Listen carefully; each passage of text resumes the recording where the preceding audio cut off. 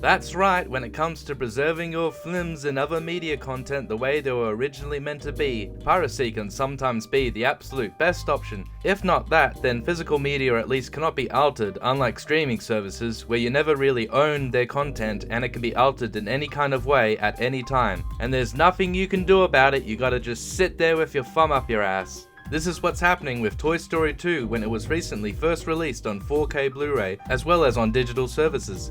A scene has been cut out because of Me Too and shit. It's not an important scene at all, as it's from the blooper reel in the credits, but it's still part of the film nonetheless. And this is one of the many examples that have been forming a pattern here and for quite some time. Not too long ago, the Michael Jackson episode of The Simpsons was pulled from circulation, just after the release of this controversial documentary. This article came out shortly after, and I sort of agree and disagree with this title. Sure, the content on physical media can't be altered, and you get to keep your MJ Simpsons episode, but what if the censorship occurs before it reaches the DVD? Just like the new copies of Toy Story 2, it's possible to sell self-censored material on physical media.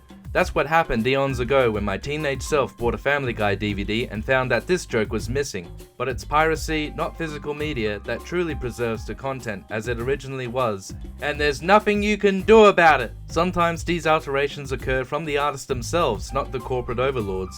Back in 2002, Spielberg tried his own historical revisionism on one of his films to keep up with modern politics, and most folks rightly shat on him for it. This new edition of E.T. never made it to Blu-ray or 4K Blu-ray. It's strange that when it comes to far more troubling content to come from Disney, they've been more open about it, such as the Disney Treasures box set released in 2001.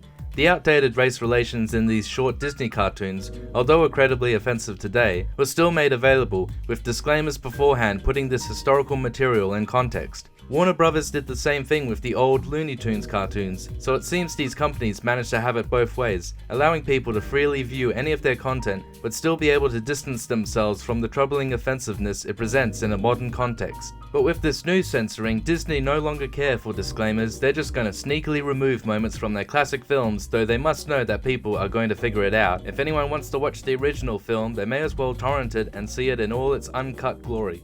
One little scene from the fake bloopers in the credits may not seem like a big deal, so let's see what next gets cut out in the pattern of self-censorship. Perhaps a whole film.